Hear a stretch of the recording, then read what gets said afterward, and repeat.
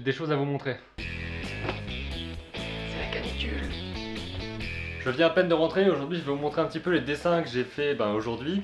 Même s'il y en a pas mal, mais j'ai quelque chose de spécifique à vous dire dessus par rapport au fait de créer des personnages qui soient vivants, des personnages qui aient une histoire à raconter.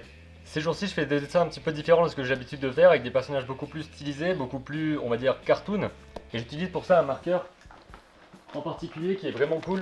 Je vous avais déjà montré les marqueurs Faber-Castell. Et il y en a un qui est celui-là.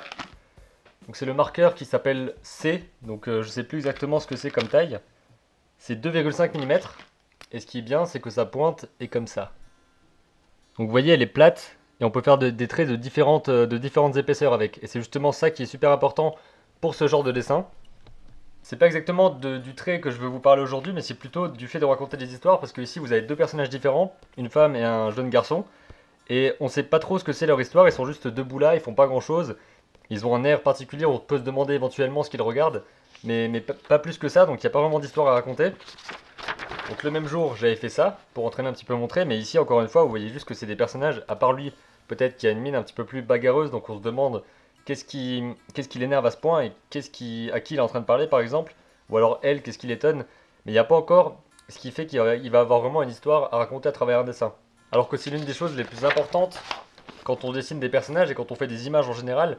Je porte vraiment beaucoup d'importance à l'histoire. Si on fait un dessin, si on crée une image, si on fait un film, si on dessine, peu importe quoi que ce soit, il y aura toujours une histoire à raconter. Sinon, pour moi, il y a moins d'intérêt. L'intérêt de créer quelque chose, de prendre une photo, même une photo que vous allez mettre sur Instagram ou sur Snapchat, vous allez forcément raconter quelque chose et les gens qui vous suivent vont vouloir savoir ce qui vous arrive à vous ou ce qui arrive à vos personnages. Donc c'est très important comme concept. Et ici, vous voyez que c'était déjà un petit peu mieux. Par exemple, ce personnage-là, il a une pose un petit peu plus dynamique. Donc vous voyez encore une fois cette idée de ligne d'action. Il y a vraiment cette ligne-là, qui est une ligne courbe et qui va définir sa pose. Donc c'est deux lignes, comme ça. Ça va vraiment définir la position du personnage et aussi son attitude. Parce que là, on voit qu'il est en train de marcher. Et puisque sa tête est pivotée dans l'autre sens, il va forcément remarquer quelque chose pendant qu'il est en train de faire une action. Donc ça permet déjà de raconter une histoire et de commencer à influencer un petit peu sur ce que fait le personnage. Ici, il y avait d'autres dessins qui n'étaient pas forcément tous très utiles. Vous voyez qu'il y a beaucoup de choses où il ne se passe pas grand chose, à part là, où j'ai commencé à avoir une autre idée. Celle d'un garçon, et comme vous voyez, j'ai pris une note au-dessus. J'ai marqué rajoute une histoire. Et justement, par rapport au fait de rajouter une histoire, c'est parce que j'avais juste fait le visage du garçon et qu'ensuite je lui ai rajouté un œil au beurre noir et un pansement sur la joue. Ce qui veut dire qu'il lui est arrivé quelque chose. Et à ce moment-là, on peut se demander qu'est-ce qui lui est arrivé, pourquoi il est aussi content. Est-ce que c'est un enfant qui joue partout et qui se casse la gueule tout le temps? Donc on sait pas trop si c'est un garçon qui est juste bagarreur, qui se chamaille avec les autres. En tout cas, il commence à avoir quelque chose d'intéressant ici par rapport à un personnage comme celui-là ou encore celui-là, avec lesquels il se passe pas grand chose, en tout cas pas sur cette page.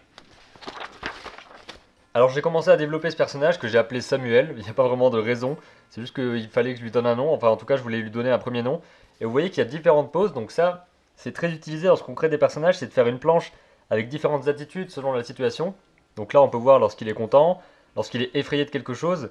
Ça je crois que c'est quand il est... Ouais, c'était quand il était épuisé, mais comme il n'y a pas la... Je vais vous montrer. Donc au départ, Samuel était censé être comme ça. Donc vous voyez bien que s'il n'y a que le haut et qu'on ne voit pas tout cet aspect-là, la pose perd beaucoup de son dynamisme et perd aussi beaucoup de son histoire. Donc à travers ces dessins, j'ai essayé d'avoir un trait beaucoup plus dynamique, notamment grâce à ça, parce que je peux varier le trait. Si je vous montre un petit peu comment c'est possible de faire, on peut faire... je vous montrerai sur une feuille à part plutôt après. Je vais vous montrer maintenant sur une feuille à part. Donc vous pouvez voir qu'ici, avec ce crayon, avec ce marqueur, on peut faire différents traits, en variant comme ça. On peut faire des traits assez larges pour faire un contour de quelque chose. Par exemple un pied. On peut faire aussi des traits beaucoup plus fins, en tournant simplement, pour faire les traits préliminaires de notre construction. Donc c'est vraiment un crayon qui nous permet de faire beaucoup de choses, un marqueur qui nous permet de faire énormément de choses par rapport au trait. On peut faire des dessins complets, depuis le croquis préparatoire jusqu'à des marques beaucoup plus expressives comme ça, avec beaucoup de traits, beaucoup d'expressivité dans le trait. Enfin, j'essaye au maximum. surtout avec ce genre de choses là. Vous pouvez voir, il y a tous les traits qui essayent de montrer un dynamisme. Donc voilà pour Samuel, je développerai peut-être ce personnage, ensuite je suis passé à d'autres choses. Là il y a un personnage qui est assez énigmatique, on dirait une sorte de savant. Enfin je l'imagine en tant qu'inventeur, un inventeur qui se baladerait pieds nus, un inventeur un petit peu mystique peut-être dans un univers un peu décalé, peut-être post-apocalyptique. Là au début c'était censé être un sportif, et je pense que c'est toujours un sportif, mais je lui ai fait une petite moustache, je sais pas trop pourquoi. Et sa pose, vous pouvez voir ici que sa pose a encore beaucoup d'importance puisqu'il y a plusieurs arcs comme ça. Sa pose est définie comme ça, avec les jambes ici, et les bras comme ça. Donc c'est important de définir la pose par des traits, des courbes très dynamiques, pas forcément des courbes courbes, ça peut être aussi des traits très droits et très stricts comme ça, des traits que vous allez tracer rapidement. Pour définir la pose de votre personnage, ça va être très important. Ici, bon, il n'y a pas trop d'importance, mais j'imagine que c'est une sorte de méchant. Ça pourrait être un méchant dans un dessin animé ou dans un jeu vidéo. Une sorte d'animal à l'air très machiavélique, mais je sais pas si c'est un lézard, si c'est une tortue, je sais pas trop. On passe à Georges. Donc pareil, hein, je sais pas trop pourquoi il s'appelle Georges. C'était un petit peu le même cas qu'avec Samuel, il fallait créer un personnage qui ait sa propre personnalité et qu'on puisse définir assez rapidement. Donc déjà au départ, ici je devais faire sa tasse et le faire tenir la tasse par la anse, normalement. Mais finalement je l'ai pas fait, et ce qui lui donne une caractéristique assez intéressante finalement, parce qu'on voit que ce personnage là, soit il est tellement crevé qu'il s'en fout, soit c'est une sorte de tic qu'il a de tenir sa tasse par le côté et pas par la petite poignée. Donc ça peut être aussi un élément à rajouter à vos personnages pour qu'ils soient plus crédibles, c'est de leur donner des tics, des manières, des choses qui les caractérisent, comme dans la vie en fait, vous avez tous des tics, des choses qui vous caractérisent par rapport à votre attitude dans telle ou telle situation, ou alors des petites manies que vous avez, et en mettre à votre personnage, ça va vraiment aider à lui donner une personnalité qui soit différente et à le distinguer aussi des autres personnages de votre univers, parce que tous vos personnages doivent être distincts si vous voulez qu'ils soient intéressants. Si vous mettez tous les personnages de la même façon avec les mêmes caractéristiques, sauf si l'histoire s'y prête, et encore je vois un peu mal comment ça pourrait s'y prêter bien, mais en tout cas, il faut toujours distinguer vos personnages avec différents éléments. Donc là vous pouvez voir que ça peut être c'est quelqu'un de très fatigué, donc je sais pas s'il travaille trop, ou s'il est juste blasé de tout. Là vous pouvez le voir en train de souffrir, en train de se dire non mais pourquoi, enfin ce genre de truc là. Et enfin le dernier personnage que j'ai fait aujourd'hui, je l'ai appelé Emma.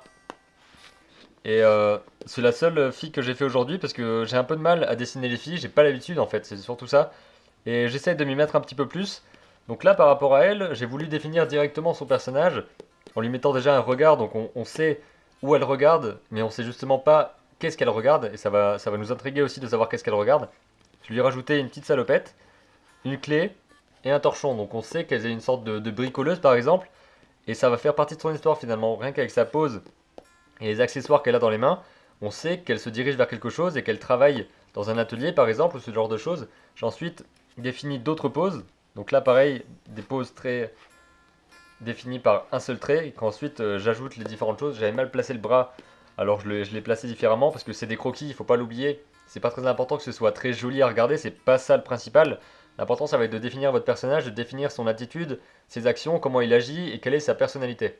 Voilà ce dont je voulais vous parler aujourd'hui, donc je voulais absolument vous montrer ces dessins directement en rentrant parce que je les ai fait vraiment en quelques heures et je pensais que c'était important de vous définir ça très rapidement et surtout quand j'étais encore dans le flux de dessin. Donc si on résume par rapport aux personnages, donnez-leur une vie, donnez-leur une crédibilité, donnez-leur des attitudes, des choses qui les caractérisent, donnez-leur un objet spécifique, des accessoires qui vont définir un petit peu quelles sont leurs actions, quelle est leur profession par exemple, ou qu'est-ce qu'ils font en particulier à ce moment-là. Donnez-leur aussi une pose qui va définir qu'est-ce qu'ils sont en train de faire, quelque chose qui va définir peut-être une attitude corporelle qu'ils auraient, est-ce qu'ils se baissent d'une façon étrange ou alors est-ce qu'ils font quelque chose qui est inhabituel, qu'est-ce qui va leur donner leur propre vie, leur crédibilité. Donc vous pouvez aussi leur donner des noms, leur donner des caractéristiques comme des caractéristiques physiques, des caractéristiques de position, parce que même quand c'est pas en animation, c'est important de donner une sorte de gestuelle à votre personnage, il va bouger d'une autre façon que le personnage d'à côté, c'est justement ça qui va le rendre unique et qui va faire de votre personnage quelqu'un d'intéressant à suivre. Alors rappelez-vous toujours que quand vous dessinez, quand vous prenez une photo, quand vous faites quoi que ce soit dans le domaine de la création, il faut toujours qu'il y ait une histoire derrière, que vous racontiez quelque chose et que vous le rendiez, que vous le façonniez un petit peu comme une sculpture pour le rendre aussi fascinant, aussi intriguant et aussi captivant que possible pour celui qui va regarder, écouter ou lire ce que vous avez fait. Et les personnages, c'est le meilleur moyen de savoir comment créer des attitudes, comment créer différentes personnalités, donc entraînez-vous surtout avec ça, essayez de ne pas trop faire des personnages qui soient tout le temps fixes et qui regardent droit devant eux, faites-les bouger, donnez-leur une attitude, faites en sorte qu'ils racontent quelque chose et que leur position soit parlante finalement et qu'on en sache déjà plus sur votre personnage en le regardant, que ce soit pas juste comme ça une sorte de modèle pour, je sais pas, un modèle par exemple pour ceux qui vont modéliser en 3D ou ce genre de truc où le personnage est censé être mort comme ça pour pouvoir être modélisé correctement. Alors que là justement non, vous voulez rendre vos personnages vivants, crédibles et attachants. J'espère que la vidéo vous a plu et que ce conseil vous a été utile. N'hésitez pas à me dire dans les commentaires si vous utilisez ce genre de choses et comment est-ce que vous faites pour rendre vos personnages crédibles et attachants. On se retrouve demain à 7h pour la prochaine vidéo et d'ici là n'oubliez pas, buvez de l'eau parce qu'on est en train de crever là. Et surtout créez vos images et racontez vos histoires.